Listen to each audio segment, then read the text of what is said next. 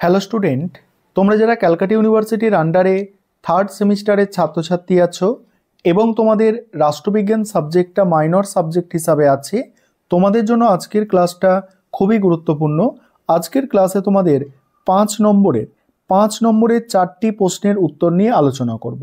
প্রথম প্রশ্ন যেটা আছে দেখো, জাতি ও রাষ্ট্রের মধ্যে পার্থক্য, অর্থাৎ জাতি রাষ্ট্রের মধ্যে পার্থক্য। প্রথম প্রশ্ন, সেখানে কি বলা হচ্ছে দেখো, অনেক সময় জাতি রাষ্ট্র সমর্থক বলে মনে করা হয়, অর্থাৎ সমর্থক মানে কি সেম, অর্থাৎ এক বলে মনে করা হয়।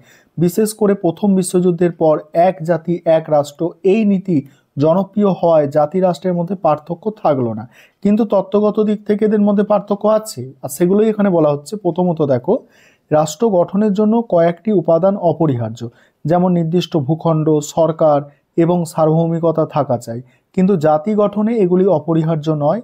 যেমন 1948 সালে ইসরায়েল রাষ্ট্র গঠিত হওয়ার আগে ইহুদিদের কোনো নির্দিষ্ট ভূখণ্ড ছিল না, তারা পৃথিবীর বিভিন্ন প্রান্তে ছড়িয়ে ছিল, আর নির্দিষ্ট ভূখণ্ড না থাকলেও তারা একটি জাতি বলে মনে করত, কিন্তু রাষ্ট্র হতে গেলে নির্দিষ্ট ভূখণ্ড থাকতেই হবে।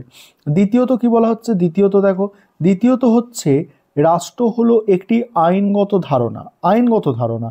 রাষ্ট্রপতি উইলসন এর ভাষায় নির্দিষ্ট ভূখণ্ডে আইন অনুসারে সংঘবদ্ধ জনসমষ্টির নাম রাষ্ট্র, কিন্তু জাতি হলো একটি ভাবগত ধারণা।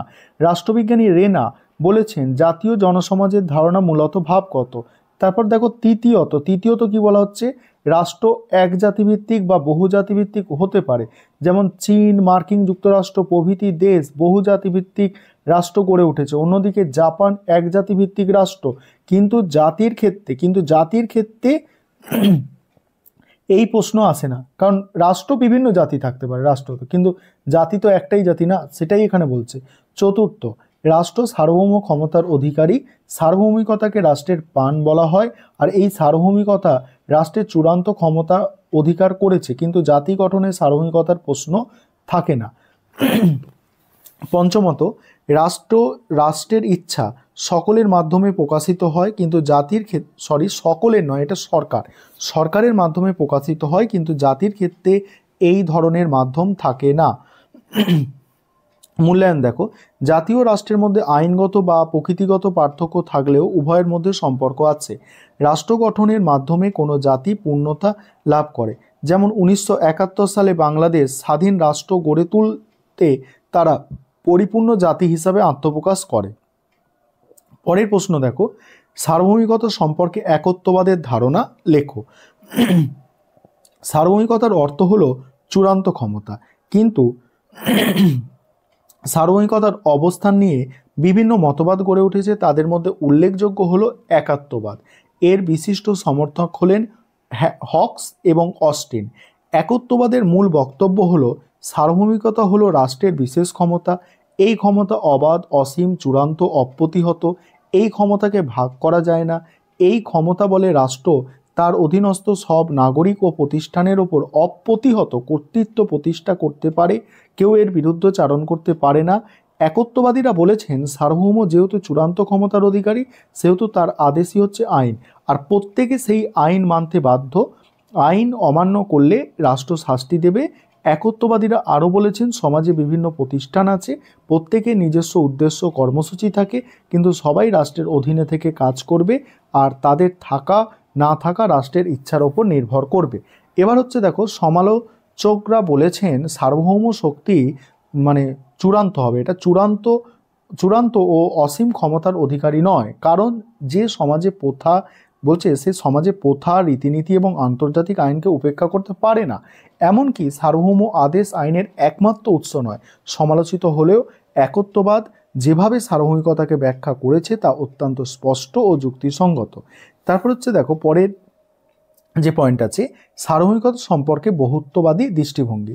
সার্বভৌমিকতার অর্থ হলো চূড়ান্ত ক্ষমতা, কিন্তু সার্বভৌমিকতার অবস্থান নিয়ে বিভিন্ন তত্ত্ব গড়ে উঠেছে, তাদের মধ্যে উল্লেখযোগ্য হলো বহুত্ববাদী তত্ত্ব বা দৃষ্টিভঙ্গি। আর এই তত্ত্বের বিশিষ্ট প্রবক্তাদের মধ্যে উল্লেখযোগ্য হলেন ল্যাস্কি এবং ম্যাকাইভার।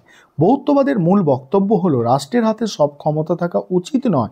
সমাজের বিভিন্ন প্রতিষ্ঠান আছে, যেমন ধর্মীয় প্রতিষ্ঠান, শিক্ষা প্রতিষ্ঠান, অর্থনৈতিক সংগঠন প্রভৃতি। আর সব ক্ষমতা রাষ্ট্রের হাতে না দিয়ে এই সব প্রতিষ্ঠানের মধ্যে ভাগ করে দেওয়া উচিত, কারণ বিভিন্ন ধরনের সংগঠনের মধ্যে রাষ্ট্র একটি সংগঠন। রাষ্ট্র যেমন ব্যক্তির বিকাশে সাহায্য করে, তেমনি অন্যান্য সামাজিক প্রতিষ্ঠানও ব্যক্তির বিকাশে সাহায্য করে। তাই মানুষ যেমন রাষ্ট্রের প্রতি আনুগত্য দেখাবে, তেমনি অন্যান্য প্রতিষ্ঠানও মানুষের আনুগত্যের দাবিদার।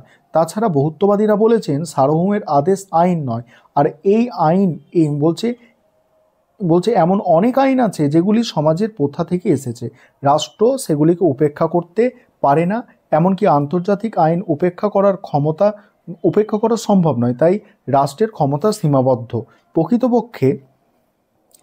প্রকৃতপক্ষে বহুত্ববাদীরা রাষ্ট্রের বিলোপ চান না, তারা শুধু রাষ্ট্রের ক্ষমতা কমাতে চান এবং ব্যক্তির বিকাশে সামাজিক প্রতিষ্ঠানের ওপর গুরুত্ব দিতে চান।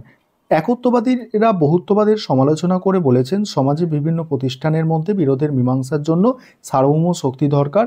সমালোচিত হলেও বহুত্ববাদী দৃষ্টিভঙ্গি সামাজিক প্রতিষ্ঠানের ওপর গুরুত্ব আরোপ করে ব্যক্তির বিকাশের পথ প্রশস্ত করেছে। এবারে পরের প্রশ্ন, অর্থাৎ আজকের ক্লাসের শেষ প্রশ্ন, রাজনৈতিক বাধ্যবাধকতার মতবাদ সম্পর্কে একটি টিকা লেখো, বা রাজনৈতিক বাধ্যবাধকতার ধারণা।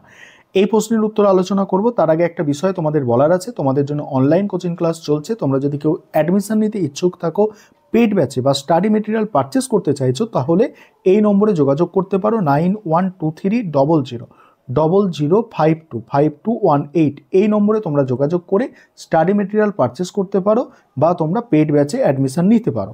চলো শেষ প্রশ্নের উত্তরটা তোমরা একটু দেখে নাও।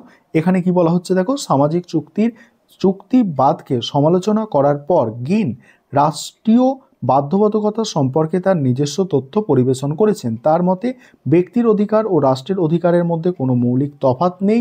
নৈতিক আদর্শ ব্যক্তি ও রাষ্ট্রকে গভীরভাবে সংযুক্ত করে। গ্রিন রাষ্ট্রের চরম ক্ষমতার ধারণার সমর্থন করেননি, তবে রাষ্ট্র কখনো কখনো তার ক্ষমতাকে কার্যকর করার জন্য দমনপীড়নের আশ্রয় নেয়। রাষ্ট্রের ক্ষমতার মধ্যে বল প্রয়োগ এসে পড়ে বটে, কিন্তু গ্রিনের মতে বল প্রয়োগ রাষ্ট্রের ক্ষমতার ভিত্তি নয়। রাষ্ট্র ক্ষমতার ভিত্তি হলো ইচ্ছা। দেখো, রাষ্ট্রের ক্ষমতার ইচ্ছা হলো গণশক্তি, ঠিক আছে। আর নিজের নৈতিক উন্নতি সাধনের জন্য মানুষ চায় এক সুনিয়ন্ত্রিত সাধারণ জীবন, যেখানে ইচ্ছা গণমঙ্গলই হবে প্রধান লক্ষ্য।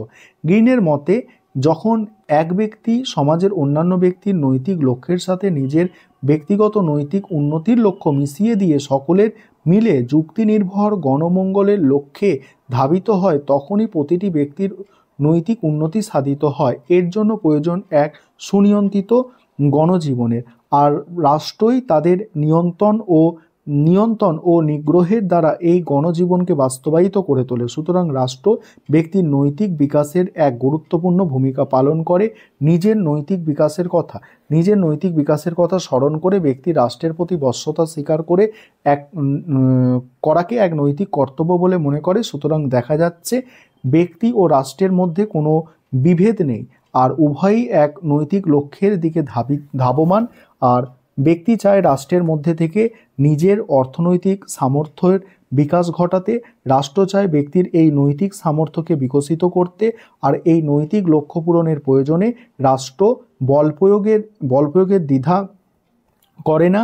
যে ব্যক্তির নৈতিক লক্ষ্য তথা জনকল্যাণ আদর্শ থেকে ভ্রষ্ট, সেই ব্যক্তি নিয়ন্ত্রণের প্রয়োজনে রাষ্ট্র বল প্রয়োগ করবে। একমাত্র নৈতিক লক্ষ্যের স্বার্থেই রাষ্ট্র প্রয়োগ করে নিয়ন্ত্রণ বা বল। সুতরাং দেখা যাচ্ছে রাষ্ট্রীয় নিয়ন্ত্রণ ব্যক্তির আপাত রাষ্ট্রীয় বিরোধী হলেও প্রকৃতপক্ষে ব্যক্তির নৈতিক স্বাধীনতার বিরোধী নয়। আর ব্যক্তি যখন জৈবিক আবেগের বশবর্তী হয়ে গণমঙ্গলের বিরোধিতায় উদ্বুদ্ধ হয়, তখন তাকে নিয়ন্ত্রণ রাখার জন্যই রাষ্ট্র তার বিরোধিতা করে। সুতরাং রাষ্ট্রীয় নিয়ন্ত্রণের উদ্দেশ্যে ব্যক্তির স্বাধীনতা বাধাদান নয়, তার নৈতিক বিকাশের পথে সম্ভাব্য প্রতিবন্ধকতার অবসান ঘটানোই এর উদ্দেশ্য। এই ছিল তোমাদের আজকে গুরুত্বপূর্ণ 4টি 5 নম্বরের প্রশ্নের উত্তর।